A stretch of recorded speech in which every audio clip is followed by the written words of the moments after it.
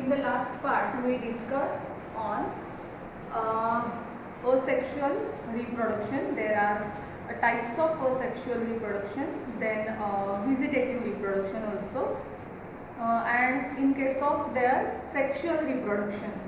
In sexual reproduction, the floral part we see or we discuss on flower is nothing but and flowery part are sexually reproduced. In case of there are, we see later on the structure of anther.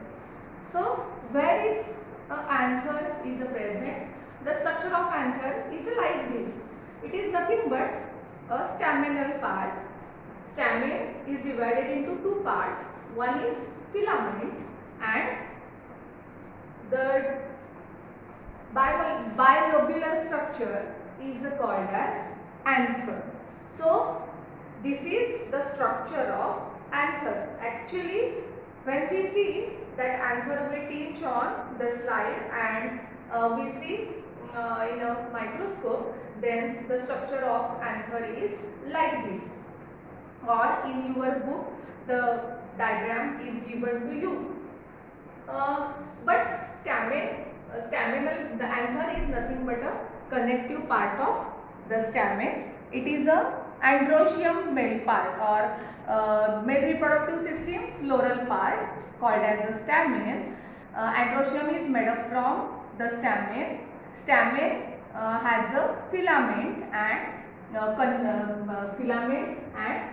anther. So the anther having two lobes, two anther lobes there are.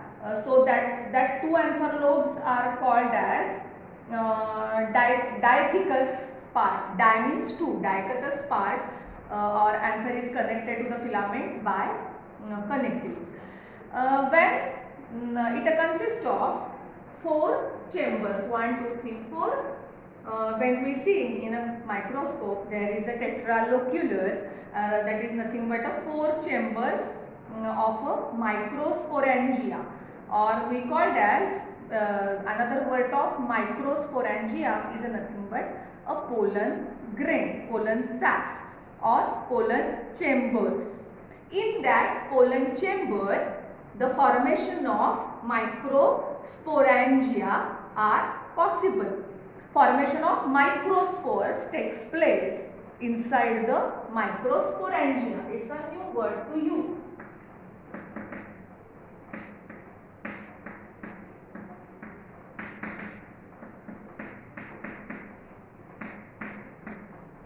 Microsporangia, or we called as pollen sacs.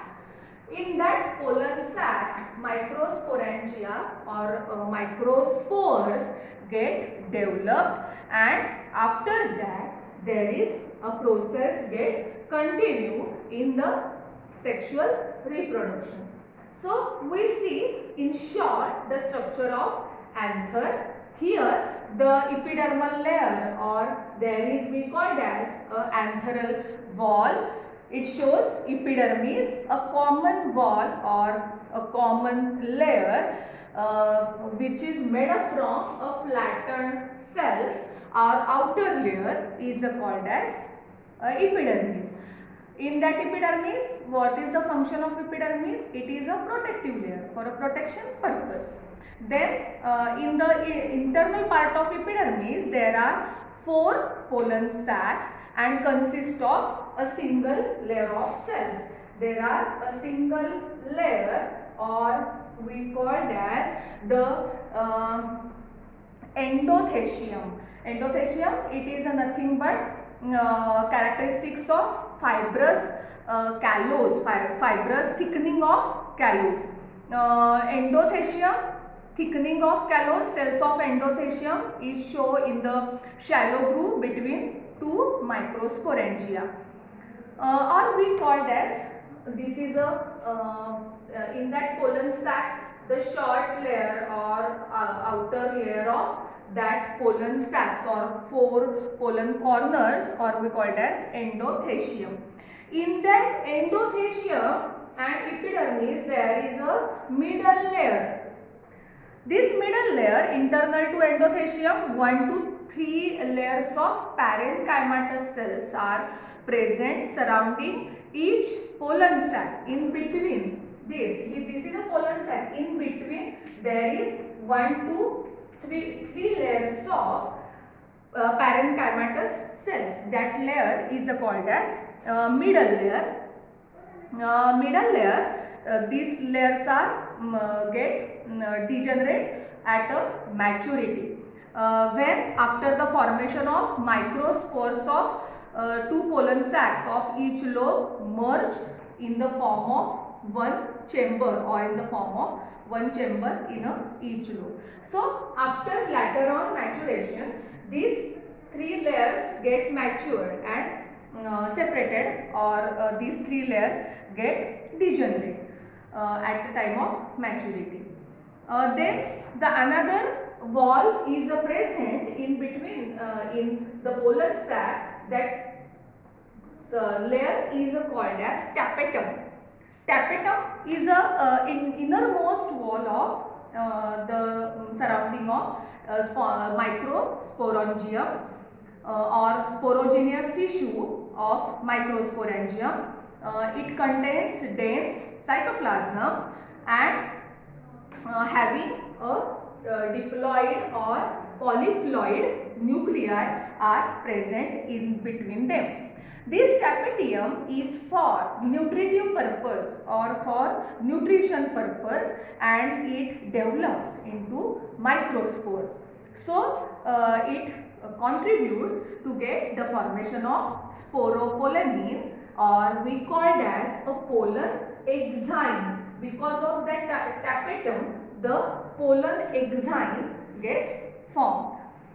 After that, the next part is nothing but microsporangium or pollen sac or pollen grain tetrads are there. That is a diploid or in a polyploid structure. That microsporangium or pollen sacs, they are in immature stage, we call it as a tapetum. After that, the compact mass of a diploid sporanginous tissues are get formed. After get meiosis, or meiosis takes place, and the process completed, or mother cell is called as microsporogenesis, microspore mother cell, or this process is called as microsporogenesis. So this is the structure of anther. There are main part, anther is made up one of the most important part of stamen. It is a pile. This structure gives in detail. Epidermis is the outer part for a protection purpose. In that there are middle layers are also in between. In that case, there are middle layers are present in between endothecium and epidermis.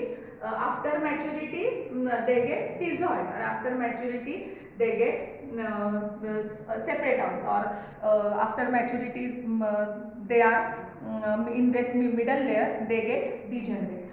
Then in that another part is tapetum. Tapetum is nothing but a pollen part, or outer layer of that innermost wall layer surrounding to the sporogenous tissues of microsporangium. That layer is large in size, and in between there are diploid or polyploid nuclei are present. And last are nothing but a pollen sac, or we call it as a microsporangium. Immature anther inner to the tapetum, the microsporangium contain a diploid structure or polyploid structure. Microspore mother cells undergo in case of meiosis, and four haploid microspores get formed in process with a meiosis, and formation of microspores by meiosis or diploid microspore mother cells is called as microsporogenesis. It is nothing but the process microsporogenesis. After that, we discuss the structure of pollen grain. In the next lecture we discuss on structure of pollen grain. So draw the particular diagram of structure of anther.